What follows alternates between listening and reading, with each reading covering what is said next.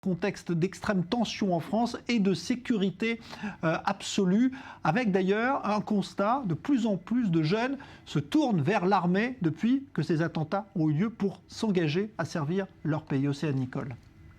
Unité nationale et élan patriotique, les attentats du 13 novembre ont suscité pour beaucoup une volonté de s'engager dans l'armée, un regain d'intérêt pour les couleurs de la France et une volonté de participer à la défense des citoyens. François Hollande l'a rappelé à plusieurs reprises, la France est en guerre contre le terrorisme et les Français veulent y prendre part. Les centres d'information et de recrutement des forces armées françaises sont submergés d'appels depuis une dizaine de jours.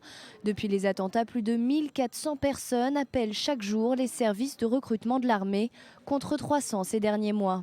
Beaucoup de ces candidats sont prêts à arrêter leurs études pour se consacrer pleinement à une carrière militaire. Des jeunes, mais aussi des témoins et victimes des différentes attaques de ce vendredi 13.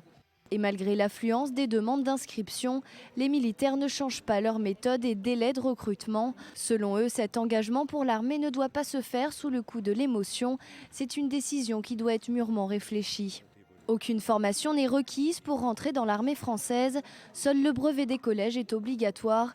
Il faut avoir plus de 17 ans ainsi que la nationalité française. Beaucoup se sont aussi tournés vers des formations de secourisme. La Croix-Rouge française organise donc des stages afin que les citoyens acquièrent les bons réflexes face à des accidents ou à des attentats.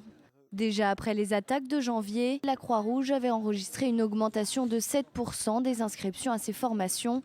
L'ONG française estime à plus d'1 million le nombre de personnes formées chaque année à apporter les premiers soins en France. Voilà.